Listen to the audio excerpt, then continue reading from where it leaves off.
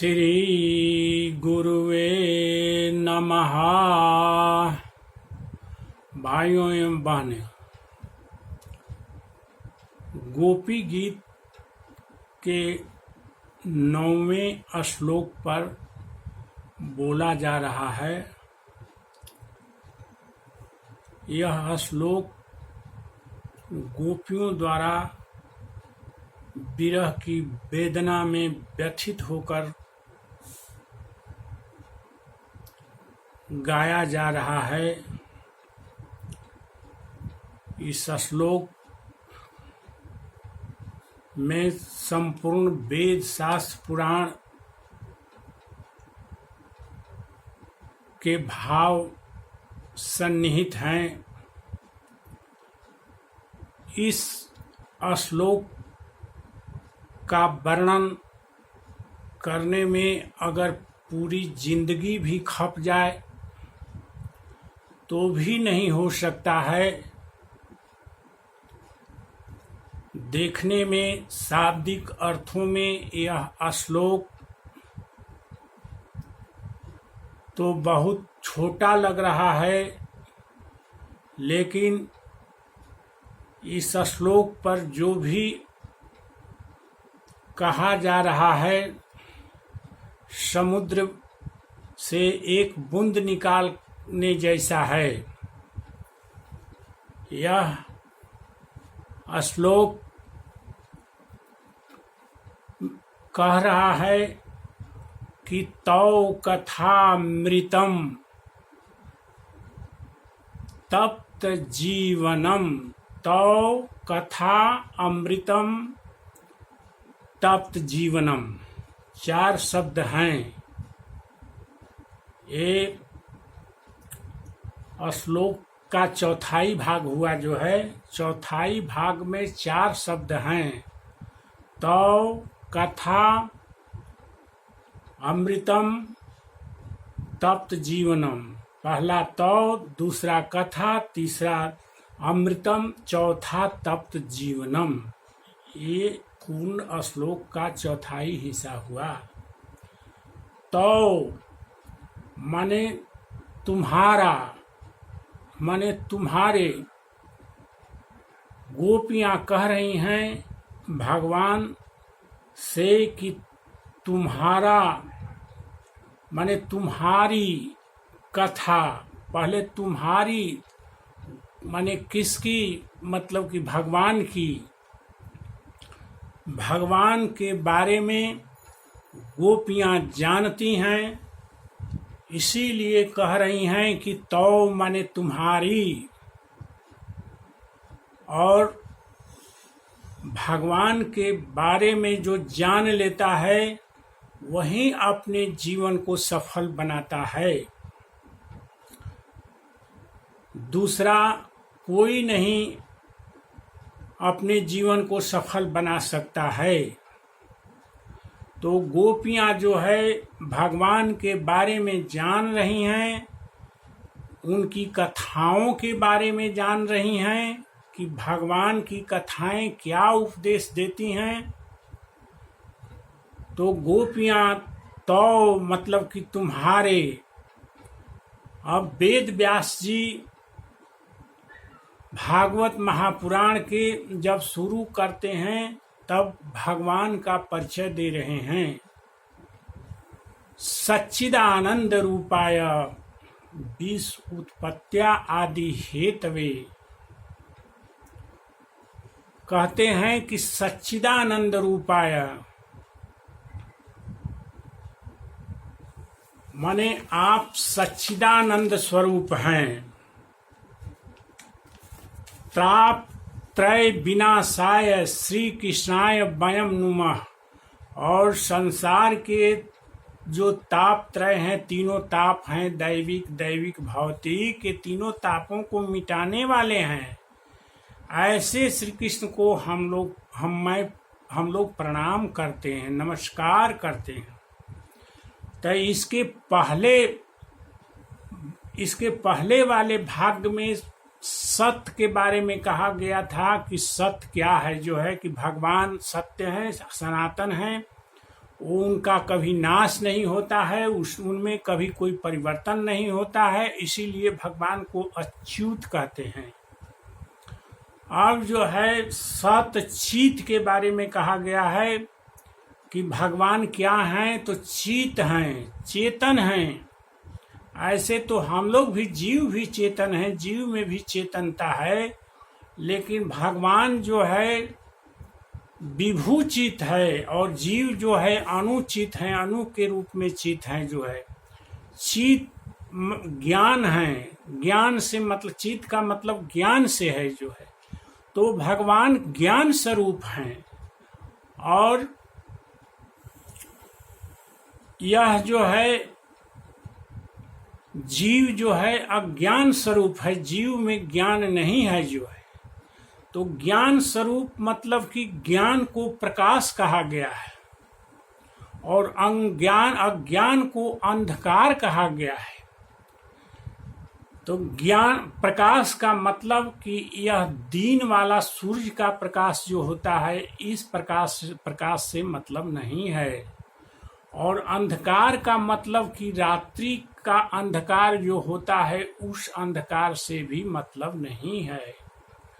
यह ज्ञान का प्रकाश है। ज्ञान का प्रकाश जिसको हो जाता है, वह दिन का भौतिक प्रकाश हो, चाहे रात की भौतिक अंधेरा हो, सब में ज्ञान का प्रकाश जो है जलता रहता है। जो है आदमी में अंधकार घुसता ही नहीं है। तो ज्ञान का मतलब प्रकाश हुआ और अज्ञान का मतलब अंधकार हुआ जो है। तो जीव जो है 84 लाख योनि में पड़ा हुआ है, क्योंकि जीव जो है अंधेरा में, अंधकार में पड़ा हुआ है, अज्ञान में पड़ा हुआ है। और अज्ञान में पड़ने के कारण ही जीव अज्ञान, जिसको तामस भी बोलते हैं, तामस माने अंधकार होता है। अंधकार में जीव मतलब कि इसको माया भी बोलते हैं। अंधकार को जो है माया के वशीभूत होकर जीव जो है भगवान को नहीं जान पाता है।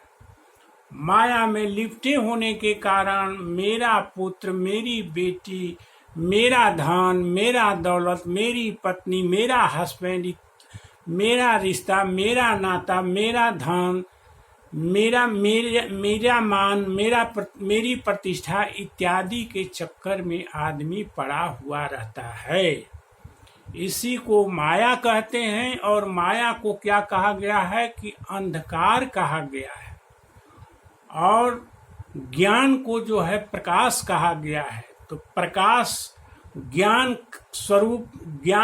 स्वरूप जिसमें प्रकाश है, जो ज्ञान का प्रकाश है, वो प्रकाश किसमें है, तो भगवान में केवल है, दूसरे किसी में यह प्रकाश नहीं है जो है।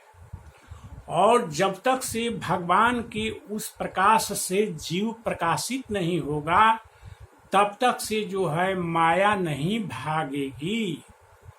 क्योंकि तमसः परस्तात्, भगवान क्या है कि अंधकार से परे हैं जो है।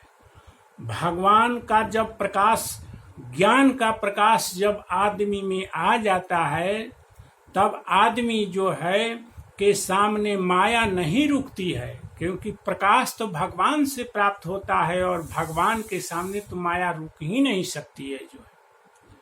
इस प्रकार कहा गया है कि भगवान जो है माया से परे हैं जो है। भगवान जो है सत्य हैं, माने उनकी सत्ता है, यहाँ पर उनकी ही सत्ता है, बाकी किसी की सत्ता नहीं है जो है। किसी भी देवी देवता को हम लोग देखते हैं, सूर्य को देखते हैं, चंद्रमा को देखते हैं, अग्नि को देखते हैं, वरुण को देखते हैं, गणेश को देखते हैं, शंकर को देखते हैं, शनिचर ग्रह को देखते हैं, नक्षत्र को देखते हैं, किसी की भी सत्ता नहीं है। सत्य केवल एक ही है, वो भगवान कृष्ण जो है। और चित जो है ज्ञान का प्रकाश जो है, ज्ञान स्वरूप, ज्ञान के प्रकाश के स्वरूप जो है कौन है, तो भगवान ही है जो है। दूसरे से ज्ञान मिल ही नहीं सकता है जो है। और ज्ञान का प्रकाश जब तक से आदमी में नहीं आएगा तब तक से आदमी जो है इस माया मोह से निवृत्त नहीं होगा और 84 लाख जोनी में भटकता चलेगा इधर से उधर। इसीलिए सबसे पहले यह समझना है कि भगवान कौन है। तो भगवान सत्य है, भगवान चित्त है, ज्ञान स्वरूप है जो है। और आनंद माने भगवान क्या है? तो आनंद है। आनंद जैसा नहीं है। भगवान का एक पर्यायवाची नाम आनंद है जो है। आनंद वेद भी कह रहे हैं कि आनंदो ब्रह्म इति व्यजानात्। आनंद ही ब्रह्म है और हम उन्हीं आनंद के अंश हैं जिसके कारण हम संसार में भी जितने भी जीव हैं आनंद खोजते रहते हैं, क्योंकि हम भगवान जो आनंद हैं उन्हीं के हम अंश हैं जो है। लेकिन संसार का आनंद जो है क्षणभंगुर आनंद है जो है, यह प्राप्त होता है और मिट जाता है और अंत में दुख भी देने वाला यह आनंद है जो है। किसी के घर में बेटा पैदा होता है तो कितनी बधाइयाँ बजती हैं, कितनी खुशियाँ मनती हैं, कितनी मनौतियाँ मानी जाती हैं। लेकिन वही बेटा जब इस संसार से चला जाता है तो वही दुख देकर जाता है। इसलिए संसार का आनंद क्षणभंगुर है और संसार का आनंद जो है दुख देने वाला है। लेकिन भगवान का आनंद जो है वह क्षणभंगुर नहीं है। जिसको एक बार मिल जाता है वह भगवान का आनंद जो है छीनता नहीं है, कोई छीन नहीं सकता है, वो परमानेंट हो जाता है भगवान का आनंद जो है। और भगवान संसार का आनंद तो प्रति क्षण घटता रहता है, लेकिन भगवान का जो रियल आनंद है वो प्रति क्षण बढ़ता रहता है, प्रति क्षण वर्धमानम है जो है। इस प्रकार जो है सत्य चित्त और आनंद, जिसको सच्चिदानंद कहते हैं, ये सत्य और चित्त और आनंद इसका रूप है। भगवान क्या है?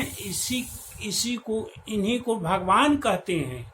सच्चिदानंद रूपाया, भगवान का रूप क्या है कि सत्य चित्त और आनंद है जो है। सत्य माने उनकी सत्ता हमेशा है, महिमा इस संसार में दिखाई पड़ती है। चित्त मतलब कि भगवान ज्ञान स्वरूप है, सत्यम ज्ञानम अनंतम ब्रह्म, और भगवान अनंत है जो है, और भगवान ज्ञान स्वरूप है जो है। और भगवान जो है आनंद ही भगवान है जो है।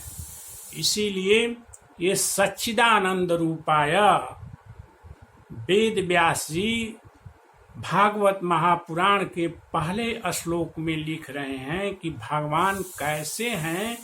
तो भगवान सच्चिदानंद रूपाय हैं, सत्य चित आनंद रूप वाले हैं। इसलिए गोपियां कहती हैं कि हे तुम्हारे गीत को सुनकर, तुम्हारे माने तुम क्या है जो है, तो सत्य चित आनंद हो, सच्चिदानंद हो। हे सच्चिदानंद, तुम्हारे गीत को सुनकर जो है गोपियां भगवान को इस तरह से प्रस्तुत कर रही हैं। तो सच्चिदानंद रूपाय ताप त्रय विनाशाय, और यह जो सच्चिदानंद रूपाय है यही जो है तीनों तापों को, संसार के तीनों तापों को का विनाश करती हैं जो है। और इन्हीं तीनों से सत्य चित आनंद से ही संसार की सृष्टि होती है। ते विश्व उत्पत्त्या आदि हेतवे, हे भगवान आप कैसे हैं कि संसार की सृष्टि करने वाले हैं, संसार के पालन करने वाले हैं और संसार का विनाश करने वाले हैं। तो भगवान के बारे में इतनी जानकारियां गोपियों को है। इसीलिए भगवान को बारे में कहते हैं कि जो आपका यह रूप है, इसी रूप की कथा, तो कथा माने तुम्हारी कथा अमृतम अमृत है जो है, दूसरे किसी की कथा यहाँ पर सुन ली जाए जो है, यहाँ अमृत नहीं है जो है। यह समुद्र जैसा नवम श्लोक अगाध है जो है।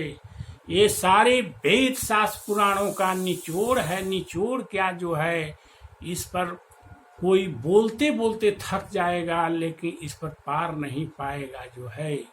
गुरुदेव की कृपा से जितनी मुझे प्रेरणा मिल रही है, मैं उस चीज को आप लोगों के सामने प्रस्तुत कर रहा हूँ।